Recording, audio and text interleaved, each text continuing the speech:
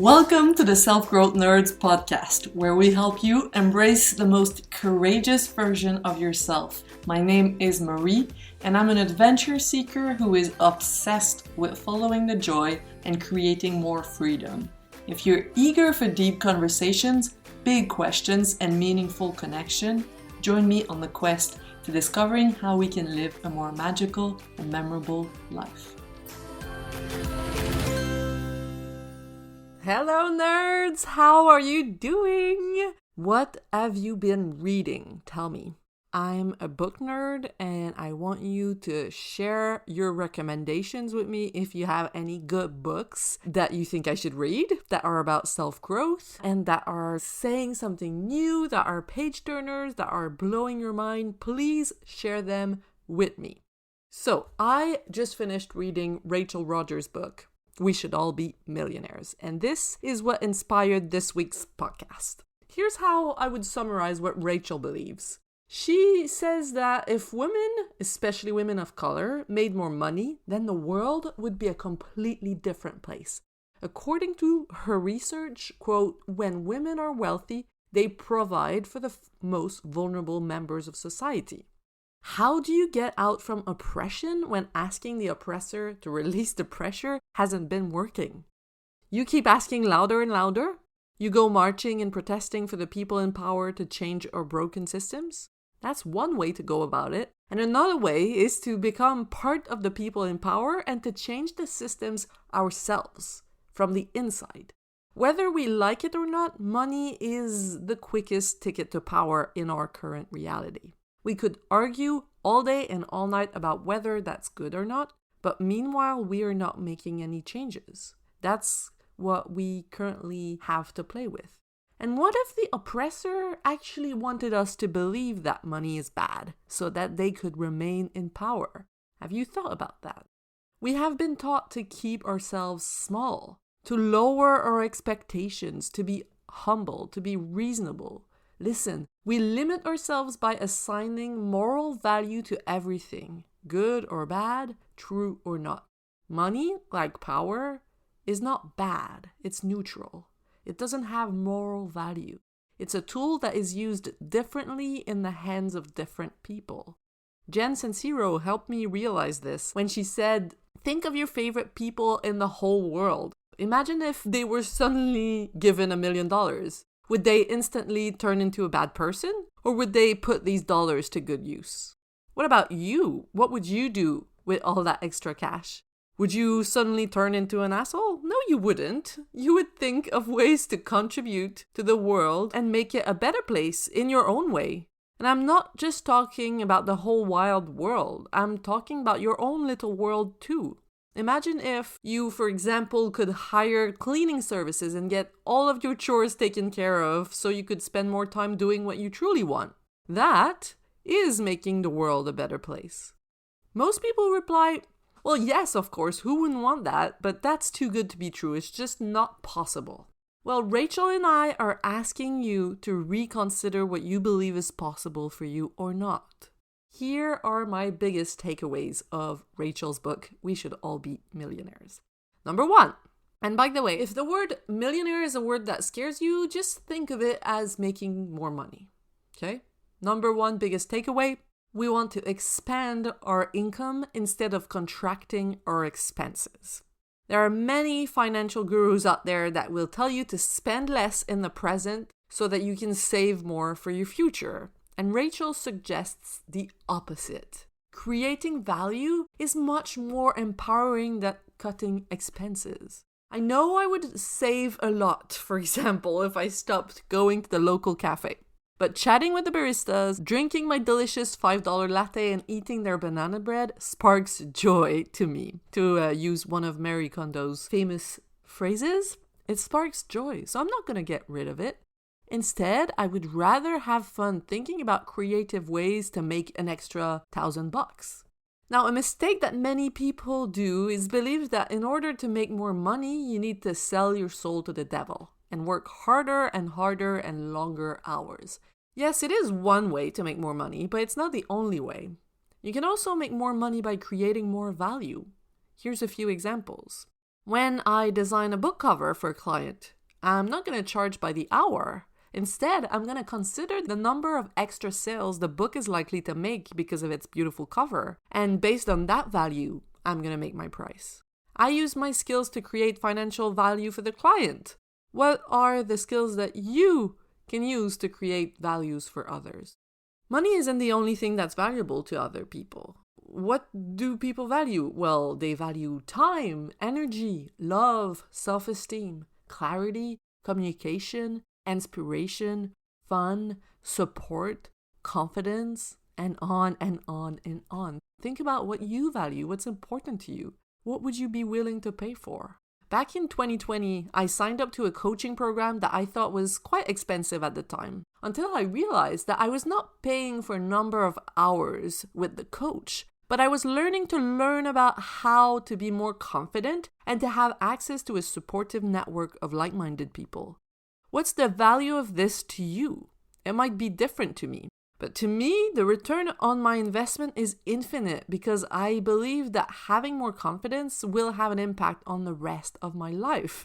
And one evidence is that through the program, I learned to trust my ideas and to try new things, which led me to a passive revenue stream that paid for the program in the 2 first weeks of its existence. So instead of scraping for an extra $1, think about how your skills could create more value for someone. You all have skills. If you don't believe me, get in my DMs so I can prove the opposite. All right, second biggest takeaway from Rachel's book is that charging more is empowering for us all. We want to be nice and charge affordable prices and take the salary that's offered to us without asking for more. But that's a road to misery. I understand the desire to create products and services that everyone can afford. But by not charging enough, you are keeping yourself broke and exhausted. The temporary discomfort you want to avoid by raising your rates or by asking for that raise is keeping you and your loved ones and your community from so much abundance and joy. You have to help yourself first, and then you'll be able to help so many more people in bigger ways. Let's say you could have gotten an extra $10,000 last year if only you had asked. Because that's the thing, by the way. In salary negotiations, women almost never ask for more. But if you don't ask, you don't get. And don't you go making assumptions about what people can or cannot pay without first daring to confidently explain your value, and not your value as a person, the value that you bring with your work, and ask for what it's worth. So let's say you got that extra $10,000. Well, what I would do, because I hate to cook, is pay for one of those services that brings healthy homemade meals to you. This way, I would still get to eat good food, and I would have more time to do what makes me feel good. You could purchase a house with a closed office or rent office space so that you don't have to work in an awkward corner where you're constantly interrupted. That's what Rachel did. This allowed her to get more done faster and to spend more time with her loved ones. You could shop at the farmer's market instead of the big chain store, getting to know your community, encouraging the local economy, and perhaps feeling more energized because you're eating more nutritious food. Another example, if you're a parent, you could hire a night doula to take care of your newborn at night so you get enough sleep and are a more patient parent, partner, coworker, and friend during the day. This impacts your whole circle. And if that extra patience leads to more work done and more dollars in the bank, then it means you might be able to pay your doula even more, and then they also get to reap the rewards. I'm just giving you all of these examples so you can see that the possibilities are endless, and most of all, the benefits are exponential. It doesn't make sense that we are sad about our local shops closing business, but that we're not willing to overcome the discomfort to ask for a raise that would allow us to have enough resources to keep those businesses alive. Do you see what I mean? Take my Brave and Bold program as an example. Not everyone can afford it, and I used to feel guilty about that. But if I charged a price that everyone could afford, then I would have to work more to make ends meet. I would be tired, and I would spend less time with my loved ones. Instead, I choose to create quality free content like this podcast that everyone can access in the hope that the advice I give you here helps you to improve the quality of your life so that you can, if you want, eventually afford the program. This way, we all step up. Third biggest takeaway is to make million-dollar decisions instead of broke-ass decisions. A million-dollar decision is one that, quote, creates time and energy, frees up mental space, reduces piddly shit and creates space for the stuff that matters to you, allows you to feel strong, secure, and free, and creates options instead of eliminating options. Let me give you some of Rachel's kick-ass examples. A broke-ass decision could be letting a house guest stay with you for a week even though you know it will disrupt your work, peace, and well-being. The million-dollar decision here would be telling your guests they can stay with you for 2 nights and giving them a list of hotels where they can stay for the remainder of their trip. Example number 2. The broke-ass decision is that you make dinner for your spouse and kids every night, even though you work hard just like everyone else in your household. The million-dollar decision here is that you make dinner once or twice per week and invite your spouse and children to make dinner the other nights while you put your feet up and relax. Resentment is instantly gone. Example number 3. Broke-ass decision is that your boss compliments you and says you did excellent work. You reply that it was really a team effort even though it totally wasn't and downplay your hard work. The million-dollar decision here is your boss compliments you and you say thank you and place a diamond tiara on your head like the goddamn queen that you are, and then add this to your list of receipts for your upcoming salary negotiation. Example number 4. There is a course you want to take to further your training, but you're afraid to invest in yourself so you don't sign up. The million-dollar decision here is there is a course you want to take to further your training, so you sign up immediately because you know you can trust yourself to do the work and get the results. Example number 5. You help your romantic partner with his or her business by handling the marketing, responding to emails, and giving them a daily pep talk. Partner realizes their dreams and you don't.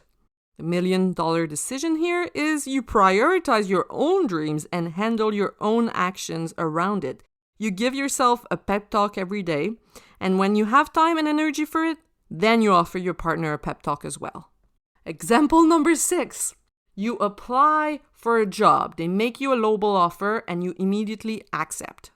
That's the broke-ass decision. The million-dollar decision is you apply for a job and you let them know your salary requirements before they even make you a lowball offer. Once you receive an offer, you negotiate because you know you're worth it and you've got options. And one last one. There's a bunch of examples in the books, tons of examples. But I'm going to give you one last one.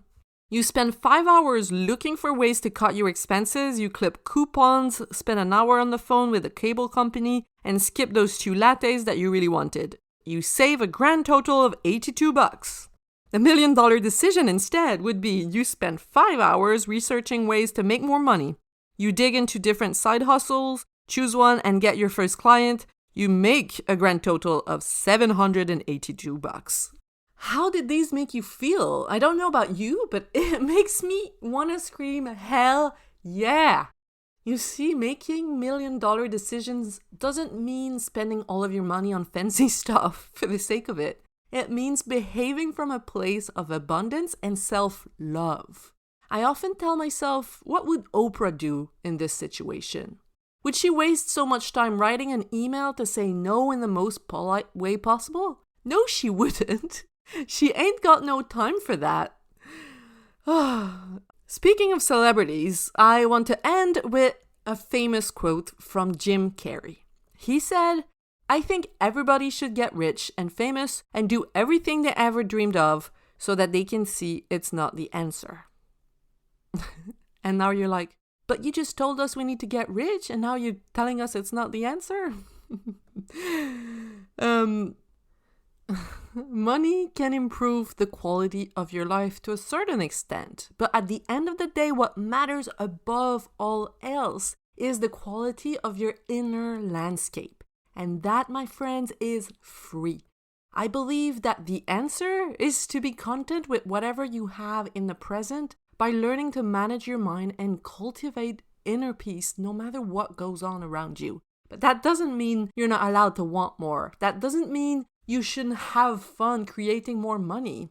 But just don't get trapped in thinking that you will feel better only once you're rich, only once you're in a relationship, only once everyone agrees with you. Circumstances are not responsible for how you feel. Your thoughts about those circumstances are. So change your thoughts. And that's it for now. I could talk about money mindsets and about Rachel's book for hours, but I gotta get shit done. So go read it and let me know what you think. It's called We Should All Be Millionaires by Rachel Rodgers. And if you need help figuring out how to use your skills to make more money, hire me as a coach. If you need help finding the courage to ask your boss for a raise, hire me as a coach too. I am not a money coach, I'm a courage coach. I can help you overcome all of your self-imposed obstacles so you are free to be your bravest self and experiment with what you've got. So, have a beautiful week. Bye-bye. Hey! You just listened to the Self-Growth Nerds podcast. I hope you enjoyed. We publish an episode every Monday, so make sure to subscribe if you want to be notified. I want to thank my friend Etienne Galano for editing this, and I want to thank you, kind-hearted souls, for doing the inner work necessary to grow into your truest self and make the world a better, more beautiful place. My name is Marie, and I will talk to you next week.